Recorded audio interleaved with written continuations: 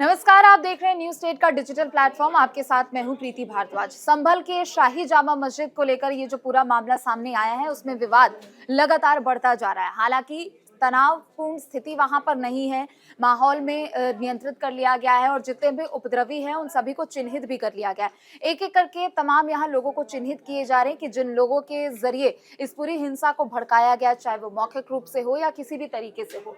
दूसरी तरफ अगर पुलिस प्रशासन की कार्रवाई की बात करें तो बीती देर रात भी हमने देखा कि गश्त वहां पर की गई है।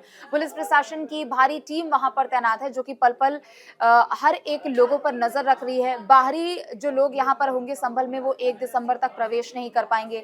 धारा 163 यहाँ पर लगा दी गई है बीएनएस के तहत, जो कि पहले धारा 144 हुआ करती थी आईपीसी के तहत। तमाम अलग अलग यहाँ पर सुरक्षा कारणों के भी तमाम चीजों को यहाँ पर ध्यान में रखा जा रहा है और इसके जरिए संभल में स्थिति को काबू करने की कोशिश की जा रही है। और अब से थोड़ी ही देर पहले संभल के एसपी और डीएम दोनों ने मिलकर प्रेस कॉन्फ्रेंस भी की थी और एक एक जानकारियां दी थी कि आखिर अभी कहां पुलिस किस तरीके से कार्रवाई कर रही है और क्या कार्यशैली इस पूरे कार्रवाई में देखने को मिल सकती है। पंकज सर भी हमारे साथ जुड़ रहे, वो भी आपको एक एक अपडेट बताएंगे कि अभी तक संभल हादसे में किस तरीके की तस्वीर हमें देखने को मिली, इसके अलावा क्या कुछ जानकारी है वो भी आपको बताएंगे। पंकज सर, अभी थोड़ी देर पहले डीएम और एसपी की संयुक्त प्रेस कॉन्फ्रेंस हुई थी। उन्होंने इसमें बताया है कि अभी स्थिति काबू में है, नियंत्रित है स्थिति। अभी कुछ ऐसी आशंका भी नहीं है कि कुछ ऐसी चीजें घट सकती है। लेकिन ये जो पूरा बवाल कल से शुरू हुआ और बीते 24 घंटे के अगर घटनाक्रम को हम देखते हैं तो एक तरीके से ये जो हिंसा है, ये बवाल है, वो आग की तरह ही फैला लोगों के बीच में। देखिए, इसमें जो अगर आप इसका बारीकी से इसका ये कीजिए तो देखिए, ये था जो जब 19 तारीख को पहली बार संभल के जामा मस्जिद में सर्वेक्षण के लिए टीम पहुंची थी, तो उस दिन दोनों पक्षों के लोग गए थे और सर्वे हुआ था। लेकिन उस दिन भी हालात थोड़े से तनावपूर्ण हुए थे। काफी बड़ी संख्या में लोग वहां मौजूद, मतलब इकट्ठा भी हो गए थे। तो उसके बाद प्रशासन ने समझा बुझा के, या वहां जो दोनों पक्षों के लोग थे, समझा बुझा के लोगों को वापस कर दिया। लेकिन कल जब अचानक दूसरी बार जब टीम पहुंचती है सर्वे करने के लिए, तो उस समय में भीड़ बेकाबू हो जाती है और ये हिंसा होता है। तो पुलिस प्रशासन को, चूंकि आपने 19 तारीख को आपने देख लिया था, जो पहली बार जब टीम गई थी सर्वेक्षण के लिए, तो लोग किस तरह से वहां पहुंच रहे थे। तो पुलिस प्रशासन को चाहिए था जो एहतियातन सुरक्षा के पुख्ता इंतजाम करने चाहिए थे। और दोनों पक्षों से, जैसे आपने 19 तारीख को किया, उसी तरह से इस दिन भी दोनों पक्षों के जो बड़े बुजुर्ग, वहां के उलेमा और जो भी हिंदू संगठन, विश्वास में लेके उसके बाद आपको ये कार्रवाई करनी चाहिए। अब देखिए, जो एक मामूली सी बात पे सर्वे हो रहा है, कोर्ट के आदेश से हो रहा है, इसी में किसी को एतराज नहीं। मुस्लिम पक्ष का भी वहां पे ये कहना था, जो हमें एतराज नहीं है, कोर्ट पे हमें भरोसा है। दोनों पक्षों के अपने अपने दावे हैं। हिंदू पक्ष के अपने दावे हैं, जहां ये मंदिर था इसको मस्जिद बनाया गया। उनका कहना नहीं, ये मस्जिद ही था। मोहम्मद बिन तुगलक के टाइम में ये बना था। बाबर ने उसका जीर्णोद्धार करवाया था। जबकि हिंदू पक्षों का बोलना है कि नहीं, सो विष्णु का जो 10 अवतार है, तो उसमें जो कल्कि अवतार होगा वो इसी मंदिर में होगा।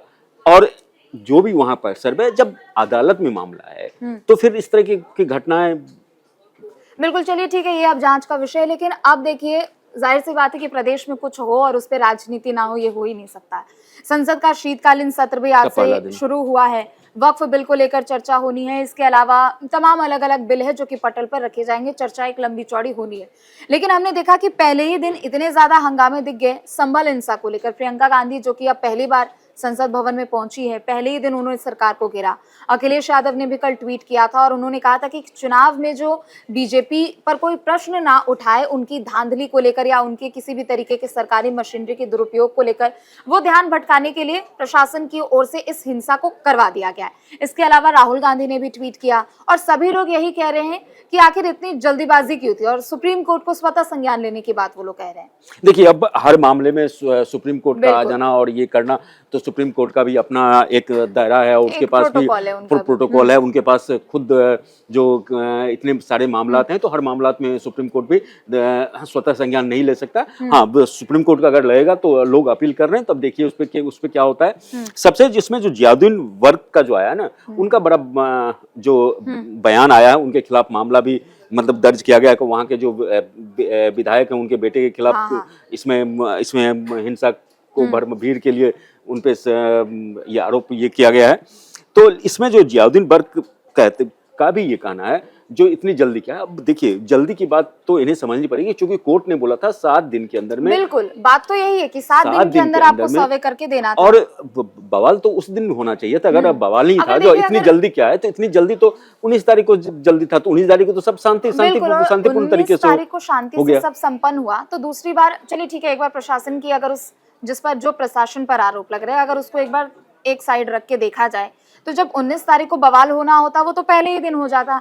लेकिन देखिए यहाँ पर डीएमएसपी की प्रेस कॉन्फ्रेंस जब हुई अब से थोड़ी ही देर पहले, तो उसमें वो लोग कह रहे थे कि जियाउर रहमान बर्क पर जो मुकदमा दर्ज किया गया है वो दरअसल उनके विवादित बयानबाजी को लेकर किया गया है। 168 का मामला पहले उनके खिलाफ और नोटिस था, उनको थमा दिया गया था, लेकिन वो बाज नहीं आ रहे थे, ऐसा डीएमएसपी का कहना है, जिसके बाद उनको ये कार्रवाई करनी ही पड़ी जियाउर रहमान बर्क। देखिए तो वो वहाँ के आप सांसद हैं, अगर इस तरह से कुछ मामला होता है तो आपको एक सजगता से, गंभीरता से लोगों को कैसे कंट्रोल किया जाए, क्योंकि देखिए अगर तनाव है तो तनाव को कम करना है, ना कि चिंगारी की तरह फिर वो ना कि आप उसको भड़काने का आप काम करेंगे।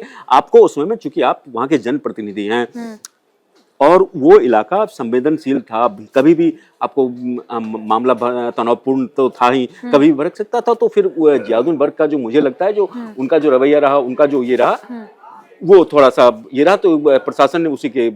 लेकिन देखिए यहाँ पर चूंकि देखिए अब जांच की जा रही है और खुद डीएमएसपी ने सभी से बोला है कि अगर आप लोग भी किसी उपद्रवी को पहचान पा रहे हैं तो आप आके पुलिस को सूचना दीजिए, जानकारी दीजिए। 700 से 800 लोग अज्ञात है जिनके खिलाफ मुकदमा दर्ज किया गया। लेकिन अगर एक तरीके से अगर कल के घटनाक्रम को अगर शुरू से देखा जाए कि सुबह स्टेप बाय स्टेप देखा जाए, पहले टीम पहुंचती है सर्वे करने के लिए, मस्जिद के अंदर पहुंचती है, लेकिन जब सर्वे के बाद जब बाहर टीम निकलती है तो तस्वीरें आई कि 2000 से 3000 के आसपास की भीड़ वहां पर इकट्ठा हो गई थी। और कुछ ये भी था कि कुछ लोगों ने आपस में भी एक दूसरे के खिलाफ जो भी द्वेष भावना थी उन लोगों ने भी निकाल ली, यानी उस केस में अपने भी हाथ ये देखिए, ये कई बार होता है ना, जो मतलब बहते पानी में हाथ धो लेना टाइप का जो कहावत है, तो अपना जो आपके जो पुराने कुछ रंजिशें थी तो इसी में उन्होंने भी ये कर लिया। तो मैं यही बोल रहा था, जब पुलिस प्रशासन को जब उस दिन उन्होंने देखा जो भीड़ इस तरह से बेकाबू हो सकती है, भीड़ वहां आ सकती है, तो जो वहां के डीएम थे, स्थानीय प्रशासन एसपी थे, उस रेंज के डीआईजी थे, तो इन लोगों को एक प्लान होना चाहिए था। और सबसे बड़ी बात है, जो इलाके के लोग थे, जो हिंदू मुस्लिम समाज के जो लोग थे, अगर उनमें से कुछ लोगों को अगर साथ में ले लिया जाता तो मुझे नहीं लगता है इतना बड़ा ये मामला होता। अब चूंकि मुस्लिम पक्ष का भी ये कहना है, ठीक है कोर्ट में मामला है, दूध का दूध पानी का पानी हो जाएगा, हिंदू पक्ष का भी कहना, तो फिर ये क्यों? लेकिन है क्या, जो लोग चीजें दिखाई गई, आप समझिए कि चाकू लेकर पहुंचे थे लोग वहां पर, पत्थर लेकर, तो चलिए ठीक है वो वहां आसपास पत्थर रखे हुए थे, तो देखिए आसपास पत्थर, देखिए जब तक ये सुनियोजित नहीं होता तो आसपास इतनी मात्रा में पत्थर नहीं आ जाएंगे। और आप पत्थर ये करने के लिए, लोगों के घरों के बाहर अगर कंस्ट्रक्शन के लिए भी वो पत्थर रखे गए तो उससे भी मारते हुए लोग नजर आ रहे थे निश्चित रूप से। और ये पत्थर जो मुझे लगता है जो पहले से वो प्लान के तहत वो जो पत्थर वहां जमा किया गया था, क्योंकि वो जो हम जो फुटेज में देख रहे हैं, जो कुछ कंस्ट्रक्शन का काम चल रहा है, वहाँ ईंट कुछ रखे हुए हैं, तो उस ईंट को तोड़ के आप इतना पत्थर नहीं आप ये बना सकते ना। तो एक ये सुनियोजित है और पुलिस प्रशासन को इसको सख्ती से, जो भी इसके लिए जिम्मेदार है उसको ये करना है। आज अच्छी बात यह है जो संभल में अभी शांतिपूर्ण है, स्कूल को डीएम ने स्कूल कॉलेज को, लेकिन इंटरनेट अभी भी वो रिक्वेस्ट पेंडिंग है डीएम की तरफ से कि शायद कल भी इंटरनेट बंद रखा जाए। अभी स्थिति को देखते हुए 2-3 दिनों तक अभी एहतियातन तो आपको करना पड़ेगा, जो मामला कैसे जल्दी से जल्दी शांत हो और आगे हिंसक रूप ना हो, शांति बना रहे। तो संभल के लिए अच्छी बात यह है जो संभल में, हाँ आज साप्ताहिक इसके कारण वहाँ सोमवार को साप्ताहिक छुट्टी होती है, मतलब बाजार बंद रहता है, स्कूल कॉलेज वैसे ही बंद हैं, लोग अपने अपने घरों से बाहर निकलने से थोड़ा सा परहेज कर रहे हैं, सन्नाटा पसरा हुआ है, लेकिन स्थिति तनावपूर्ण तो है लेकिन नियंत्रण में।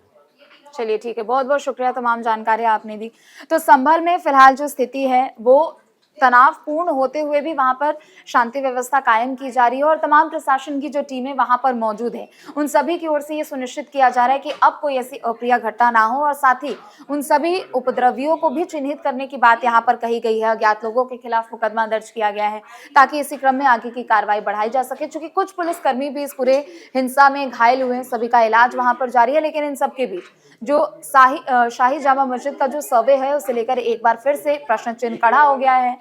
अलग अलग तरीके की यहाँ पर प्रतिक्रिया सामने आ रही है। लोगों का कहना है कि यहाँ इतनी ज्यादा जल्दीबाजी क्यों दिखाई गई। तो दूसरी तरफ विपक्ष के भी अपने आरोप है कि चुनाव के परिणाम से ध्यान भटकाने के लिए इस तरीके की हिंसा करवाई गई है। तो ये हिंसा खुद से भड़की है या फिर भड़काई गई है, ये एक जांच का विषय है। लेकिन फिलहाल के लिए इतना ही। आप देखते रहे न्यूज़ स्टेट। नमस्कार।